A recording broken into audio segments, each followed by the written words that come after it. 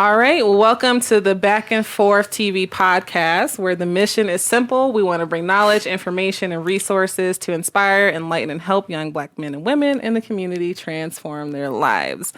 Today with me, I have the very funny Mr. Frank Sinclair. Thank you. And I also have Miss Dorothy B. Quick bios about them. Miss Dorothy was born in Illinois and raised in Detroit, Michigan.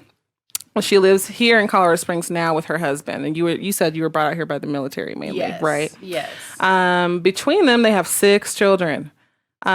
She is an accountant by trade, but she also is an insurance agent by choice. And she has her own insurance business, which we'll dig into in a little bit. She's focused on putting products in place for people to protect their family, their assets, and set the foundation to secure peace of mind for the unknowns in life.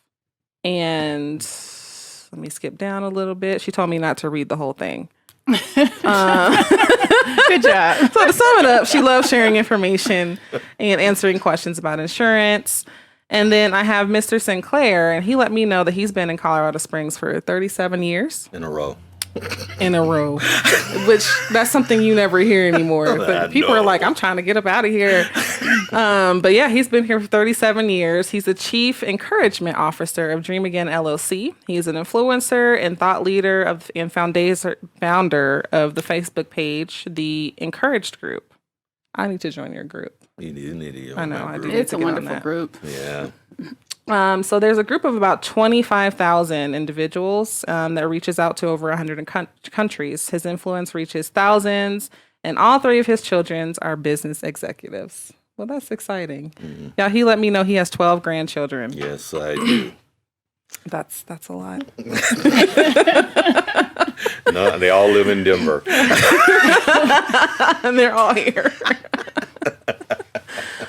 All right. Well, welcome to the show. I'm so excited you guys came. Thank you. I usually always start out with an icebreaker question. Okay. So the question is today, fried chicken or fried catfish? Which is better and why? Oh, fried catfish. I'm a Southern girl. We do that outside, do the big pans of it. You can't do just a couple pieces. You got to do a whole slew and everybody. Oh, just catfish. Y'all love me some catfish. What about you, Mr. Sinclair? Yardbird.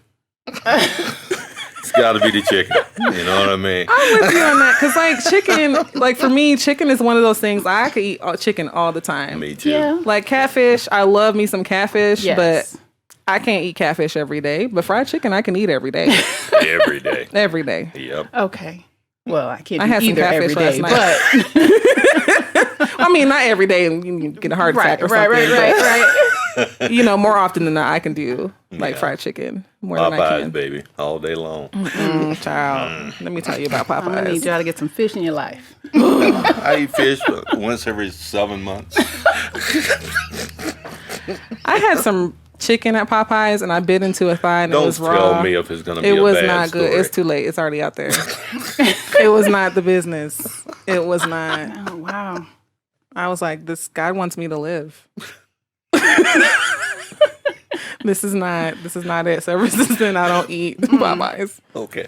All right. But that Cane's can get it. They just need some more seasoning. I ain't even done that yet. Cane's is good. Yeah, They me just either. need some more seasoning on their chicken though. Some more seasoning? Some more seasoning. Some? Okay, they need seasoning. My man, Kevin, don't do me. he just slamming cake. Because it's Came really out. hot and it's crispy. It's just there's no seasoning. Like if you don't have that sauce, They didn't even Oh, go wow. with salt on okay, that. like some seasoning salt. Like y'all couldn't sprinkle no paprika. I can cut up breasts and do that myself. Okay, Right. like it would be bomb if they would just put seasoning on it. I know But they use raisins where they see shut up, Kevin. Oh no, Doc. Raisins. Raising I'm chicken. just roll this in the raisins and dip it in the flour, and that's about it. But yeah, if you ain't got that good. sauce, it's gonna be rough. Like you need the sauce.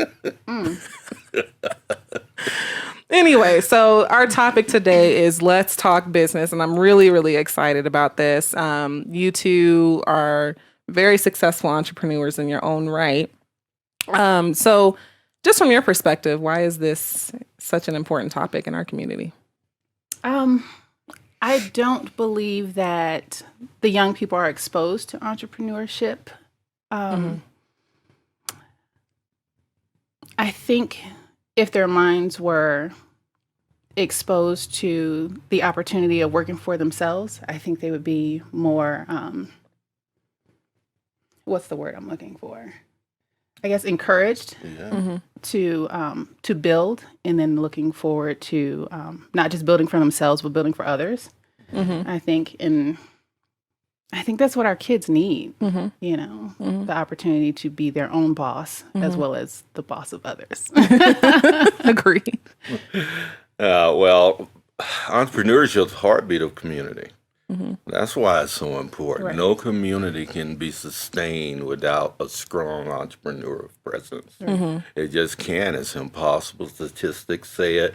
We know that to be true from a lot of places, and it's an exchange of goods and services. So that's how one person continues to build their life and livelihood and gives other people opportunity to do the same. Right. So entrepreneurs, if they were put on earth to do it, show up as their best selves That is when so they're in true. that space. That is so true. Like Yeah. you have to be, this has to be your It purpose. has to Right. be. Because if it's not, you're setting yourself up for failure here. Yeah. Right? You might be setting other people up for failure as well.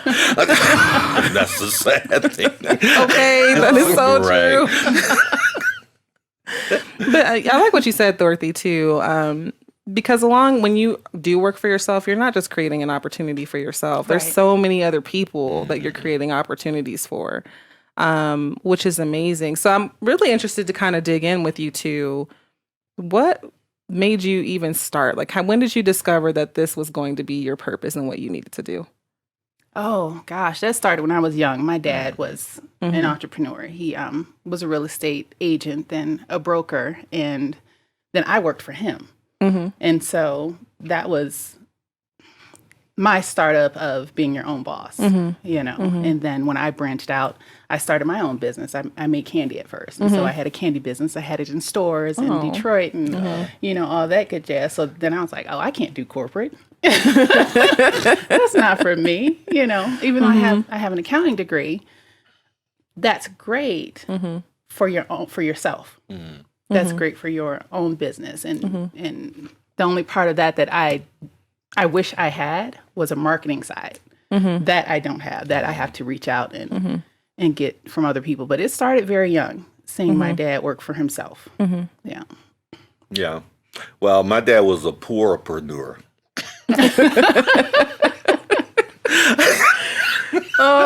What am I going to do with you? Oh, my goodness. Even though he did some business himself, we were raised extremely poor in poverty in North Carolina. So for me, I'll be perfectly honest, the fear factor kept me from branching out. I knew earlier on that I had that within me to do. When then there was raising children and the insecurity of my own life and walk and what I've been through kept me from feeling that I was good enough to do that. So I really didn't venture out into full-blown entrepreneurship until 4 years ago. And watching all three of my children at the success rates that they are in business at were the inspiration. Because I thought, you know, I have three very accomplished children. Two have been top 40 under 40 in Denver the last 3 years. And a lot of other awards. What's the common denominator? Well, me and their mom, right? That was the common denominator of where they came from. So, Frank, you need to do this and go out and parlay that into an enterprise that helps entrepreneurs with their movement. So that was the impetus for me doing it. Good, good. Yeah. So one of the things you mentioned was fear. Yeah. And there's so many people that could be out here doing things, but I do think just the fear of, for one, are people going to support it? Are people going to accept me? Am I still going to be able to support my family and pay bills as I pursue this new venture? So what helped you, and this question is for both of you, what helped you overcome your fears and really just take the leap into this? Well, nothing overcame. I just took the leap.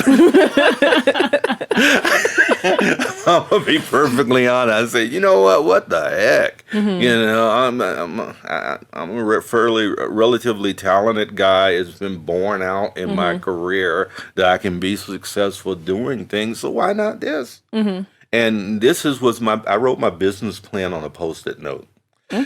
I really did. That's awesome. Yeah, I did. So my business plan was take 1 year and work very hard and be integrated and dive into this community so deep that after 1 year you be the best known, most influential, and most attached entrepreneur in this city. That was my business plan. So after 1 year, I became so known that business just began to fall out of that because of my relational capital I'd built that year. So, and the rest is history. 37 years of history. Yeah. For me, I wouldn't say it was fear. It was more, when I came here, it was more of an opportunity that opened itself up. But my first business, it was out of necessity. You know, I was a stay-at-home mom, and you know, I would make gifts and candy to give away, and then people started asking for it. So it was more of a necessity to pay the candy bill. So, you know, stop giving that away for free. Right. So then that grew, but it was more of knowing what I can do, and even more so knowing what I didn't want to do. So I think it's interesting that it seems like, just based on what you're saying, people that are meant for this, it's not really fear that's holding them back. It's just a matter of stepping into it. And like, if you're really meant for it, you're not going to be fearful about it. But that's the rub, because fear is what keeps you from finding out if you're meant for it. You know, and really, when you're talking about entrepreneurship, your story is what works your purpose out. But people are fearful of revisiting stories. They're fearful of going through because there's so many discouragement bumps along the way. They feel if they go there, then they'll paralyze themselves. So my encouragement to people is revisit that. Walk the natural course of your life, where you've lived, what you've done, what's excited you in those periods of time, and you'll be amazed. Your purpose will just unfold right before you. It's incredible. It really is, but very few people have the courage to do that. Right. Yeah, that's really interesting. Oh, what was I going to say? It just, the whole thought just left me. But yeah, purpose is very, very important. And that's something that we actually covered on a prior podcast that we did. It just seems like people who are meant to be entrepreneurs, like, they already know this. Like, it's in their soul, it's in their spirit. And they just kind of go after that. So anyway, when you're starting a business, I think there's so many misconceptions about it. You know, some people just go in thinking, I'm just going to make all of this money and I'm going to be rich and I'm just going to boss people around and I'm going to go take vacation. And the reality is, this is really not like that. And you'd be surprised. A lot of people really just don't know that. So tell me a little bit more about the sacrifices that you have made kind of along the way, at least initially getting started and, you know, kind of throughout the business. Getting started, you give up a lot of your time.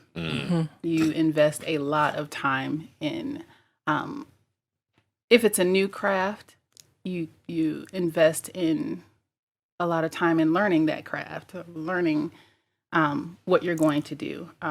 You put a lot of time and effort into processes. You put a lot of time and effort into plans. So you do lose out initially on family time or personal time because you're learning, you're planning, you're putting so much effort into it. You have to, something has to give. It's either what you want or what you have. Something's gonna suffer for it, at least in the short time. Absolutely. Yeah. Yeah. And people, isn't it odd that someone walks up to you and say, "Why do you want to be an entrepreneur?" I say, "Because I want to be my own boss. I want to have control of my time. I want to be able to go somewhere when I want to." Well, first of all, you have to manage that boss that you become. That's true. Second of all, you give up 40 hours of a check that doesn't bounce for 80 hours of a possibility of no check. Right. Right? And which is taking all that time away from all those things. And here's where the discouragement comes. Right. I don't know where those expectations came from that people think they jump into entrepreneurship and suddenly all this freedom comes. You know? It's like somebody has to run the business. Who's going to run it? Right. Yeah. I must have missed that freedom point. I no idea where people get that from. Me And I think either. that's, again, a common misconception. They think, I'm going to get in here and just, it'll just fly and take off. And, I think there's a lot of work that needs to be put into, Oh, my. especially on the front end In when the you're front first end, starting. yeah. It's a lot.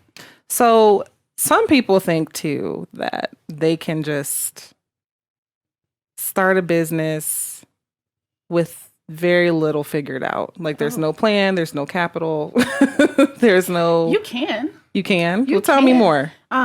But it will take you a very long time. Oh, okay. I was about to say.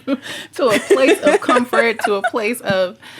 That's one thing I would always suggest when you start your business. Start it with a process, a goal at the end, and then a process on how to get to that goal.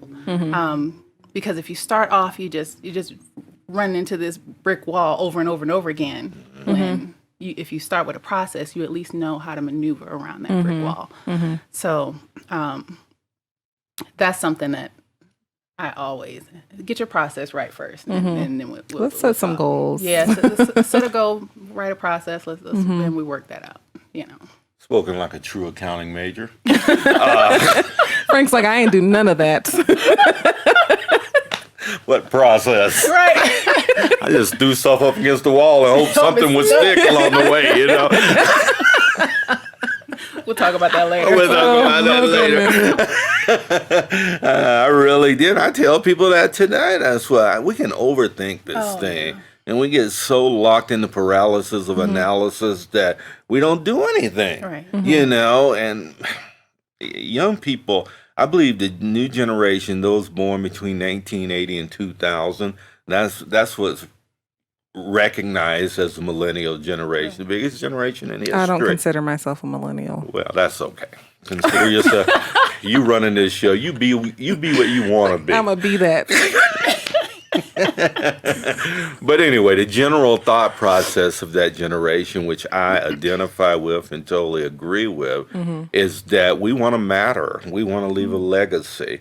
We want to be a part of processes. Businesses don't give us a part of that. That's why you see the running towards entrepreneurship today is because I want to matter. I want to feel like I mean something. It's not about how much money it makes. It's how much influence I gather and how much inspiration I can spread. So, and I love that model because you can, people really don't give a flip about your business.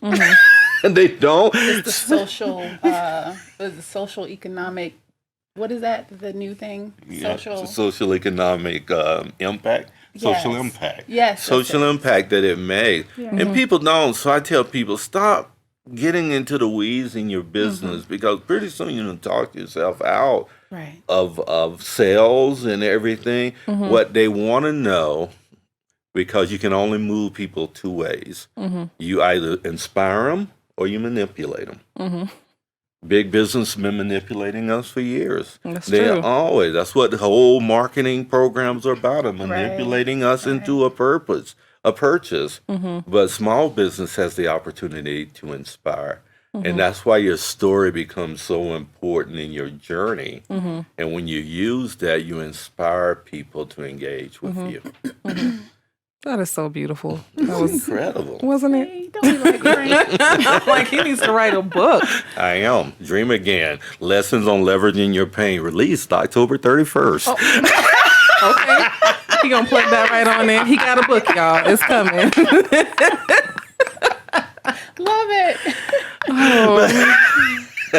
We should have met a long time ago. Mr. Sinclair. You're so funny. So I think there's a lot of people that are trying to do so many things. So in that, there's a lot of competition, obviously, and we're not just competing with other small businesses, but big businesses as well. What is the key to making you whatever it is that you offer unique? Oh, it's that personal touch. The knowing your clients, knowing your customers, being available, knowing the customer isn't always right, but explaining it to them why they're not. That makes a huge difference. I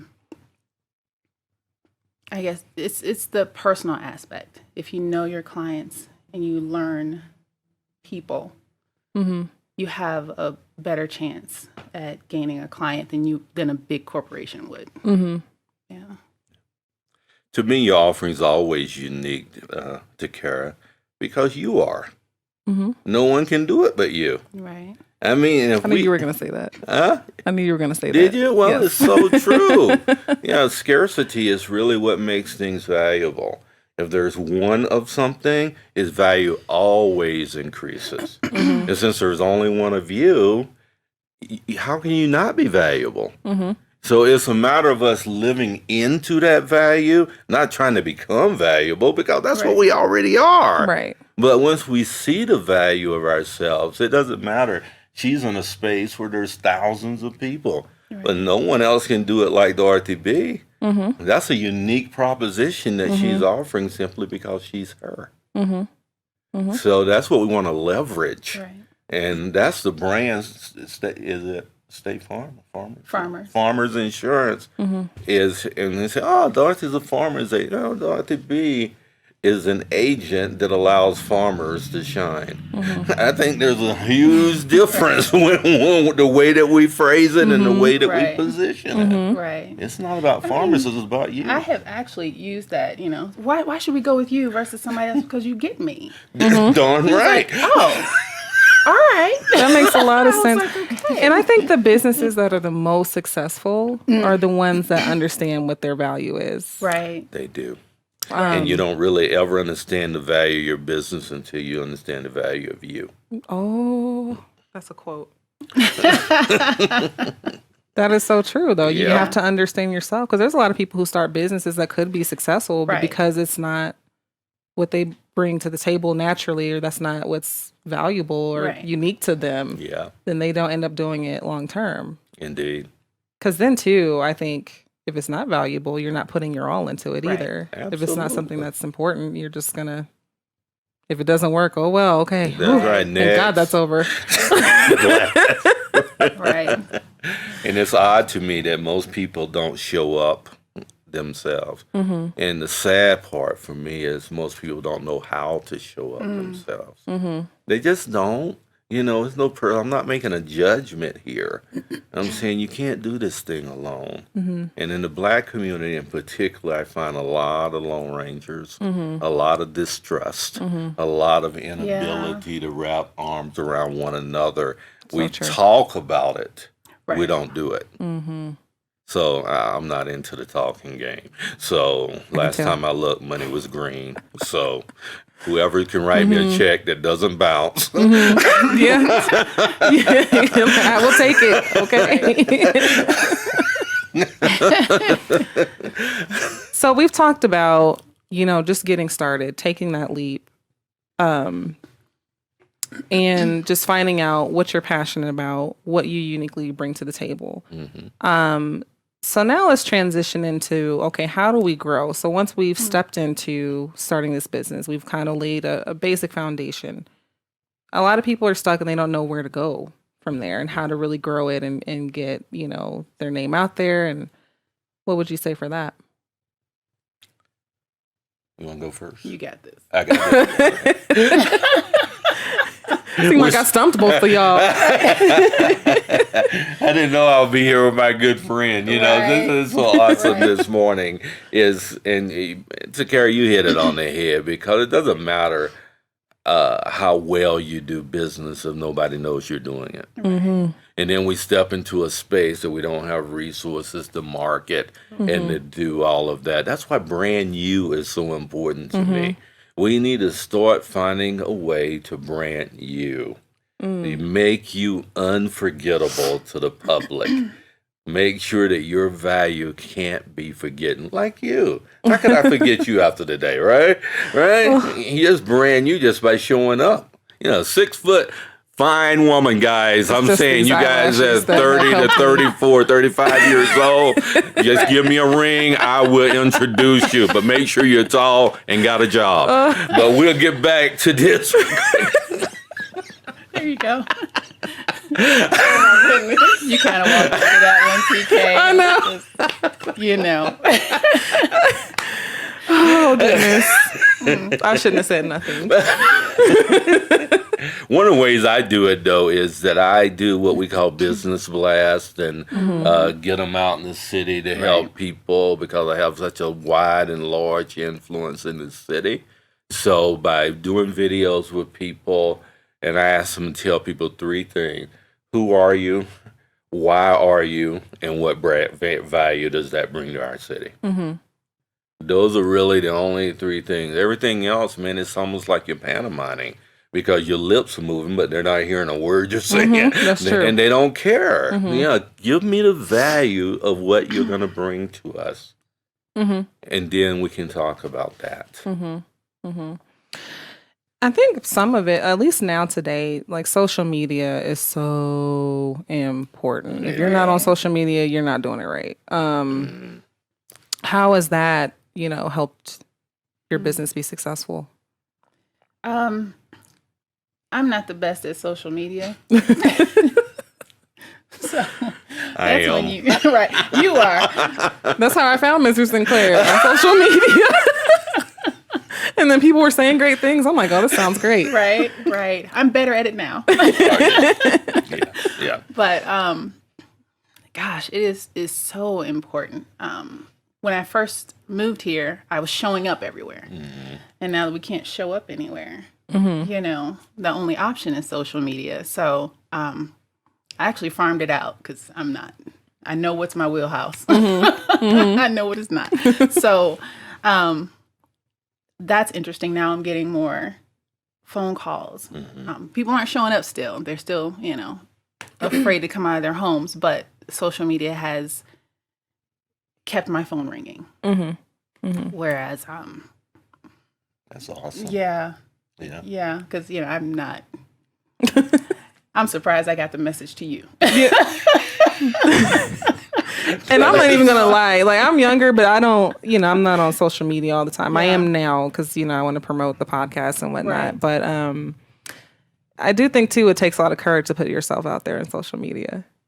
It does. It really does. But, with social media, too, I find that a lot of people who have businesses, they don't even have like a storefront, like people used to have traditionally. Like, you would have to have like a store to walk into or an office. Yeah. But really, I think social media has allowed people to Create that storefront. create things on their own and not have to invest so much money on the front end. Yep. Isn't that awesome? It is. I'm so stoked about that, man. I tell you, because during COVID, my business went international and outside of the barriers of Colorado, because Zoom created new space. Right. I wasn't really familiar with Zoom until COVID hit.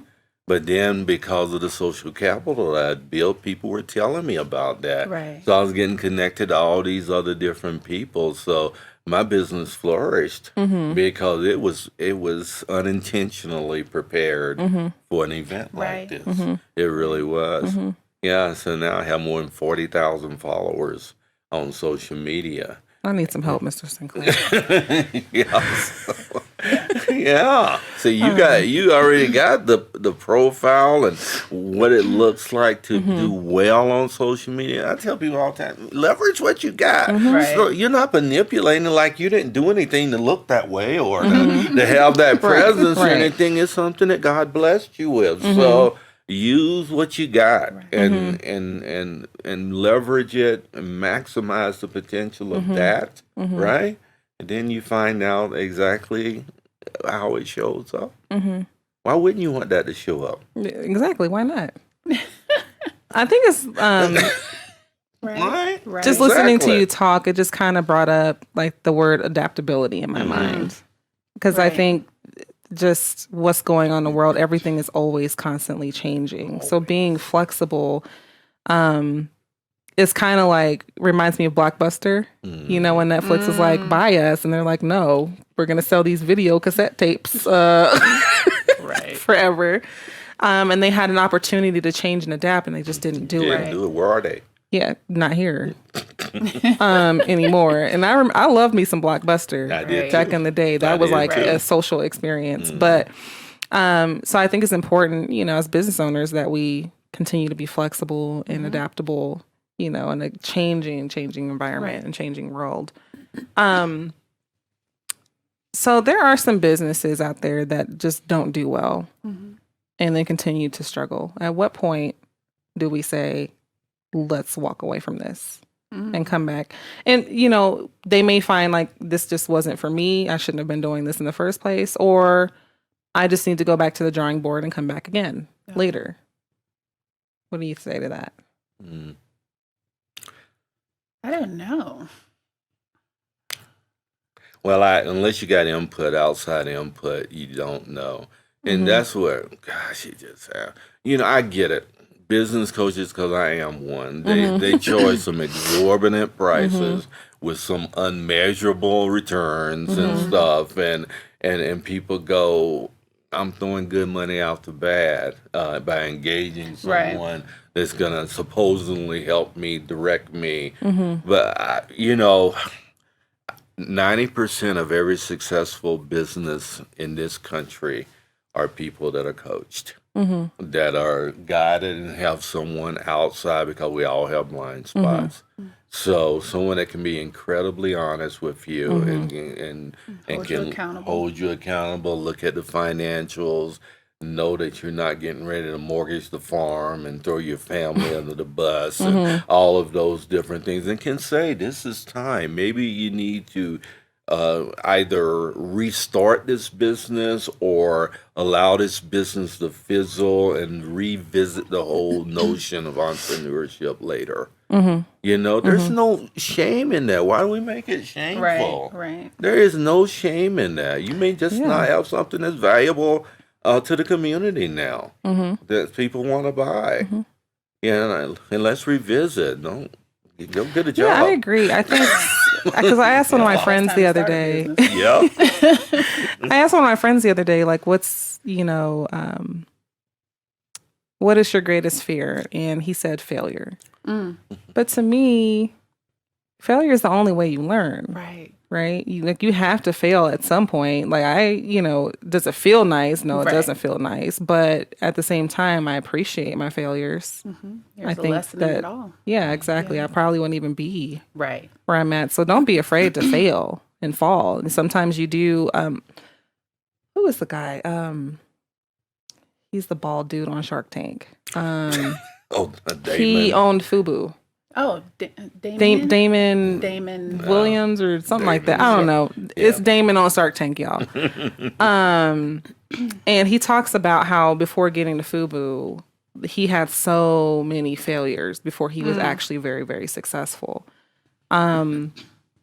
So, you know, I just kind of think like sometimes we should just be prepared. Like sometimes it's just not going to work out the way we want to. But if we keep trying it and perfecting our product or whatever it is that's unique to us, that we'll get there eventually, right? Yeah. It's either a lifetime or a lesson, right? Yeah. But that's a psychological barrier, particularly in our community, the Black community, because a lot of touch points in lives have been what people consider failure.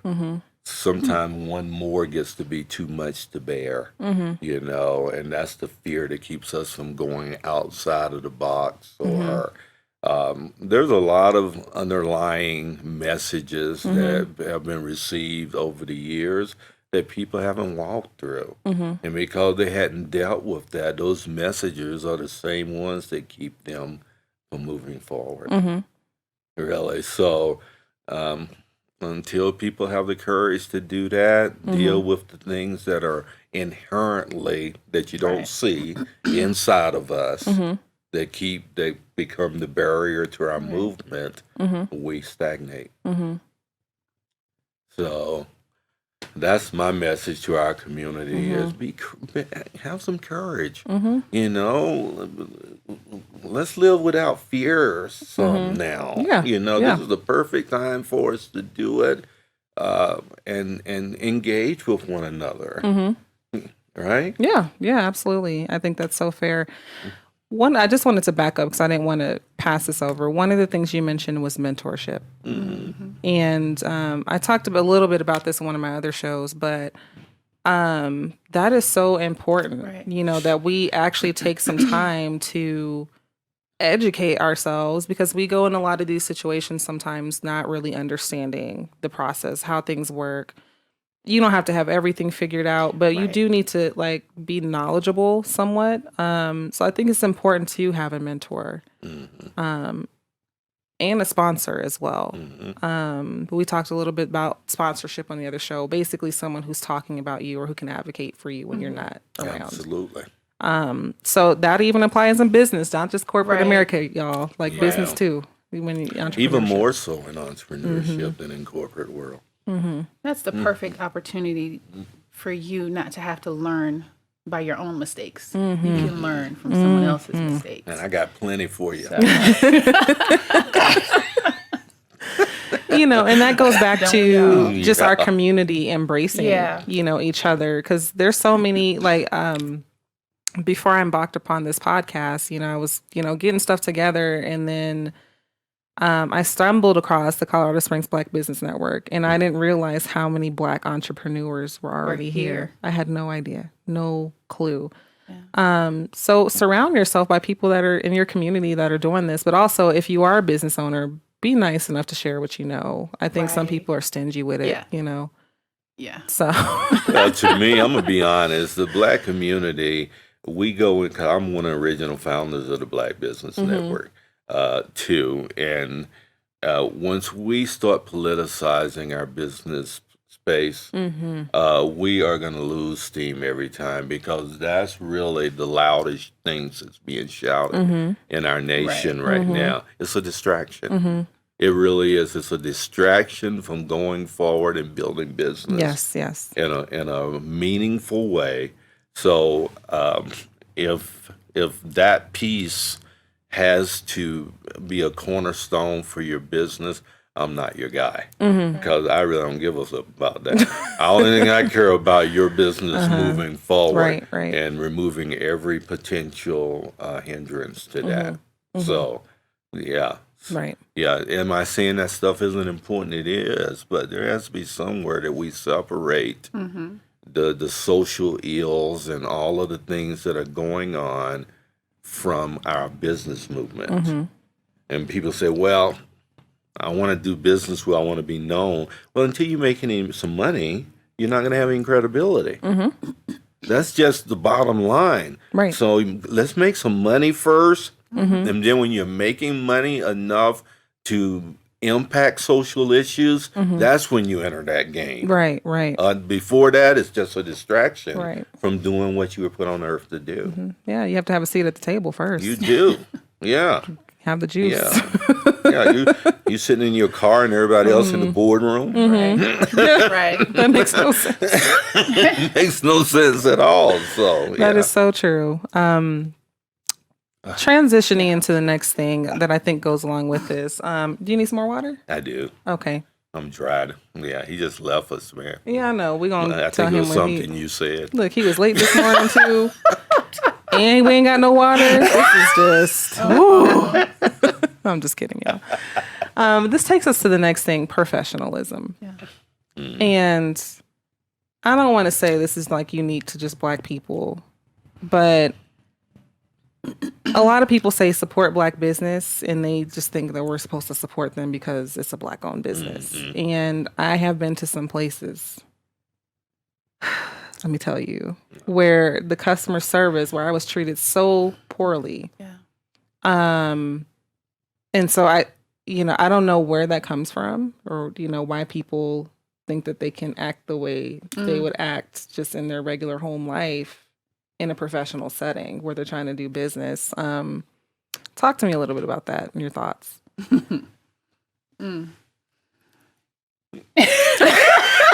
It's like, oh, we got to be careful with this one. Right. Yes, that is more often. I see that more often than I would like to. My take on that is when you see it, you address it one-on-one. You address it with them directly. Don't address it social media. Don't leave a bad review. Have that conversation with them. And let them know you're speaking to them in love because this is what you saw. And this is what could happen because of what I saw. But, and I think that happens because they're not being told it's not professional or it's not good for business, or it hasn't been brought to their attention that it's not good. That's so true. Because I'm the type of person, if I feel a certain way or I was treated badly, I just won't come back. Yeah, me either. Right. I've been working on that these last few years of just shutting it down, not going back, but now I've made it a point to, if I see it, if I know it, let's have that quick conversation. This is what I saw. I probably won't be back, but I'm telling you why. At least you know. At least you know, and hopefully one day I'll change my mind and come back, but this is why. But I'm not doing that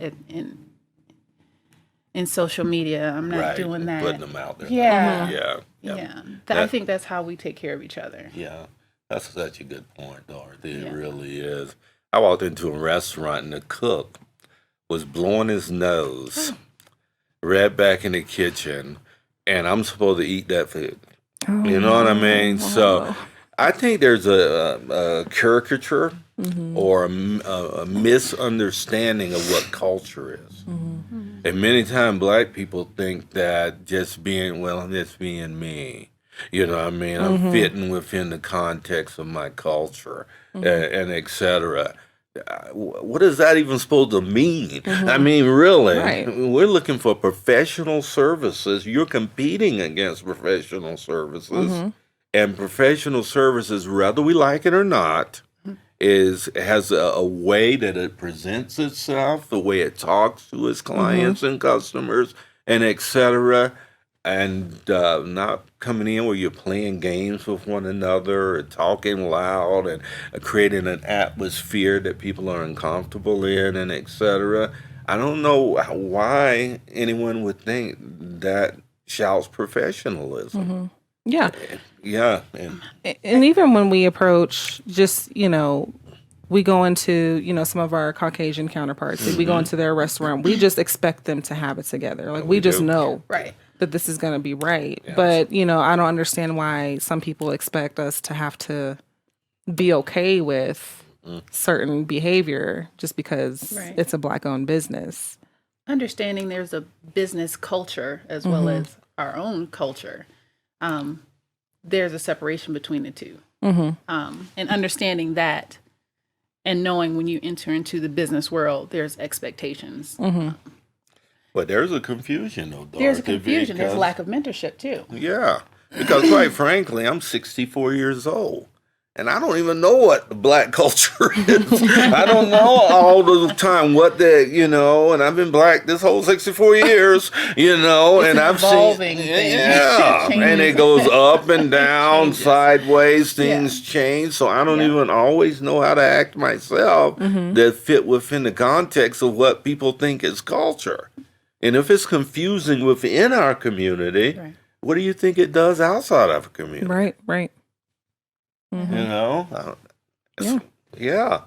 We don't talk about that stuff. Those conversations we need to have. The mentorship needs to happen. Yeah, I mean, we have to be professional and to remain competitive, do. But I would also say, like, to you guys' point, your point, Dorothy, about just be receptive to some criticism and some feedback. You need to listen to that if you want to be successful. So if someone actually comes to you and says, this was terrible, you need to work on this, then there's the reason for it. You need to take that into consideration and change. But also, again, consider mentorship, not just before starting up, but maybe even during, would you say? Absolutely. Finding a mentor, like as you go along, someone who can kind of keep you in check. Absolutely. Absolutely. I'm working with quite a few young Black business owners right now. It's a lot of fun. Okay, it's a lot of fun. So there's only fun going on up in here. I almost forgot the forum here for a minute. That's all I got to say about that, like Forrest Gump would say. Yeah. Oh my goodness. But I will say that timeliness, being on time. I made it barely here today on time. But in all seriousness, being on time is professional. Right. Being early is professional. Being prepared is professional. Particularly when you're getting asking people for their valuable time to mentor you, and a lot of people want it pro bono and don't want to, you know what I mean, et cetera. Those are the very minimal expectations that I personally have from other people. If you're gonna meet me. Don't call and reschedule and all When this I'm already over there. and over. Yeah. And I'm sitting there waiting. Oh yeah, by the way, my car broke. I mean, come on now. Right. And if you're the person whose car is broke, I'm not talking about you. But This does not Don't take apply. it personally. right. So silly. Can you edit that? We don't edit nothing on this show. Nothing is edited, right, Kevin? Nothing is edited. Oh, okay. You can have the rest of this. But yeah, so, coming in, early, being on time, but I think also looking the part. Right. Don't come in there, working with your clients or people that you're expecting and to mentor and have business meetings with, you represent yourself well, right? Yeah, do that. So all that stuff is important. So just to kind of recap for the listeners, everything that we've talked through so far. So just take the leap. If you know that it's in you to do it, you know what your purpose is. Because I think some people just jump into corporate America or wherever because it's easy. But a lot of times you find yourself being miserable because you shouldn't be doing that. You're passionate about something else. So just take the leap. Don't overthink things. Have a basic plan. Have some kind of plan. Right. Don't just go in there all willy-nilly, but have a basic plan. Then we kind of talk through mentorship. Right. Find a mentor, to help you not only before your business, but through it as well, to kind of help you grow and, just have that accountability, right? Yes. Right. And then we talk through just, staying afloat in tough times like COVID. Take advantage of what's free. Right. Social media, 100% free. Right. And I think a lot of people have survived because of that. I agree. Yeah, for sure. And SBDC and SCORE and all of the free services we have. Very few communities have. If you don't know how to build a business plan, they'll help you build it. Right. You don't have to pay 1 cent because it takes nothing but your time to do. Right. If you're paying someone to coach you to build a business plan, you're throwing good money out the bat. Because you got those services for free in this city, right? Right. A lot of free and resources. that's the way we direct people. You go there, get that bill, send me a copy, then let's talk through it together about movement. Yeah. So much easier. Along with that, we talked about supporting each other. Black businesses supporting each other. If we see each other falling, let's help each other out. Right. Let's not talk about each other. Right. Yes. Along with that, we didn't really talk that much about it, but just networking. It's really important, I think. Just in life in general, but for businesses, because there's so many people who can do things for you. Right. You know, either cheaper or, you know, they'll work with you just because they like you. Right. Right. So networking, of course. And then we talk through just professionalism, you know, accepting criticism, being able to receive feedback. And then also, us Black people that are supporting the business, we have to be willing to give the feedback. Yes. Right. And not just disappear and never come back. Right. That doesn't help anybody. So No. I want to add one last thing. Oh, yeah, absolutely. Be givers, not just takers. Yeah. You know what I mean? Because that's really that's such a key component of business. And I see so many people, what can you do for me? What can you do for me? You know, no, and they never even drop your name or say anything to anyone or do anything for anyone else. The worst place that a human being can be is inside themselves, inside their own heads. It really is. And what prevents that is having the giver's mentality where your business isn't about you. It's about what you can do for others. That is so true. That's how God wants us to be. Right. It is. You know, it's not just about us, but who we're here to help, really. Exactly. Yeah. So, closing here. You guys have been business owners for a number of years. What is the biggest lesson that you've learned that you can share with my listeners? Oh.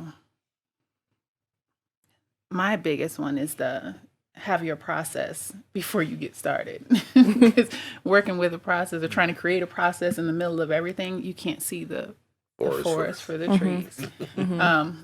Yeah, you know exactly what I'm talking about. That's right. That is my biggest. The next one is the best time to start a business is when you have a job. That is so true. You need some checks. You do. To pay your bills while you work on while you're working on something that is to be stable. Yeah. Your mortgage doesn't get suspended. Right. Yeah. Going to be homeless trying to start a business that you weren't necessarily prepared to start. That doesn't work. Yeah. I mean, I'm blessed because my husband is a huge supporter and is, you know, making good money. I wasn't going to share that. No, but I'll share it for you. Pass some coins over here, okay? Yeah, so he takes care of us financially, so that it allows me to invest in places that I wouldn't invest in my business. So, yeah, if it wasn't for him, I didn't. It's sometimes we have a month or two because I'm on 100% commission. Yep. So I pay my staff out of that. Oh. So if I don't get paid, Nobody gets paid. Nobody gets paid. Right. So yeah. So you know, having that support system at home is huge. Yeah. That is so amazing. What was the question? Oh my goodness. It was so amazing. I forgot what the question was. What's the biggest lesson you've learned in your journey? The biggest lesson I've learned is that, no one's ever walked up to me and said, my marriage is going so well. I'm so encouraged by my marriage, I'm divorcing. No one's ever walked up to me and said, I'm so encouraged by school, I'm dropping out. No one's ever walked up to me and said, I'm so encouraged by my business that I'm quitting it. So the biggest lesson I've learned is find a way to be encouraged. You have to rather be self-encouragement. I never walk out the door. I didn't come here this morning without my encouragement exercise that I was going to be encouraged because I have to have that in order to be able to give that. Right? So that's what I tell people, that anyone that wants to lead and influence other human beings, find a way to make sure that you constantly and are consistently encouraged yourself. So, and you know what? Stuff is just stuff. Business is just business, just human stuff. Right. You know, we put way too much mental capital into it. We really do. It is human stuff. Right. You know, sometimes it's gonna go good, sometimes it's gonna go bad. It most times it's got nothing to do with you. You know, COVID proved that Right. that control is just an illusion, right? Right. Yeah. So we just know that. I mean, internally know that all the great things that happen in your business isn't because your ingenuity and you're so smart. And all the bad things isn't because you suck. You know what I mean? Right? So you kind of keep a balance there and just continue to move forward and celebrate your victories instead of Right. bemoaning all of the bad That things is so that true. go on. Yeah. Smell the Yeah. roses sometimes. Absolutely. Awesome. Well, I appreciate you guys for coming. I just wanted to give you guys some space to talk about your business and actually what it is that you do. So you're you own a farmers insurance. I do. Dorothy B Insurance Agency. It is. I have a farmers insurance agency, and I am located on Toma Drive, 5484 Toma Drive, between Vickers and Montebello.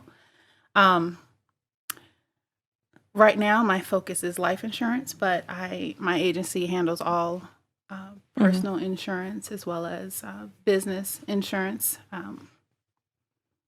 And I've been doing that for about 2 years now. Okay. Yeah. Awesome. Thank you. Dream Again, Frank Sinclair, Dream Again Business Consulting. If I have a niche market, it's the people between concept or you have an idea for a business in 5 years. So that space.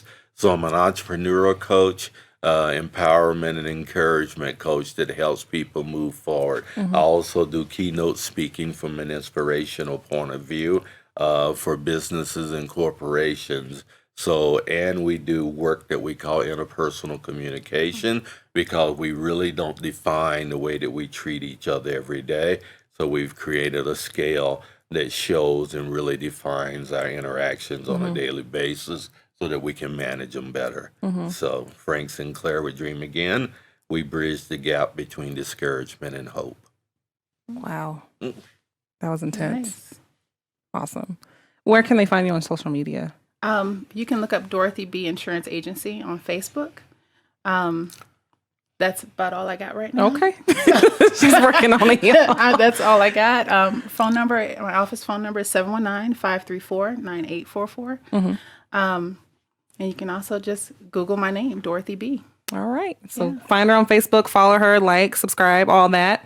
And Mrs. Sinclair, you have Dream Again LLC, right? Yeah, on Instagram, Facebook, LinkedIn, and also my webpage is dreamagainllc.com. If you ever want to do a 1-hour consultation, just go to my calendar, schedule it, and let's do it any way you like, either through Zoom in person or on the telephone. Awesome. Well, thank you guys so much for tuning in today. Make sure, if you haven't already, that you go and like at Back and Forth TV on Facebook and Instagram. Like, subscribe, set a notification, so you can get notifications when I'm on. And then also share with your friends because we're talking about all kinds of amazing things that are funny, fun, but hopefully from each of these episodes, you'll come away learning and knowing something. As usual, I do like to close with a quick scripture. So this scripture is coming from Romans 8:28 and 29. And we know that all things work together for the good to them that love God, to them who are called according to his purpose. For whom he did foreknow, he also did predestinate to be conformed to the image of his Son, that he might be the firstborn among many brethren. One of my favorite scriptures. Amen. Well, thank you listeners for tuning in, and we will catch you next week.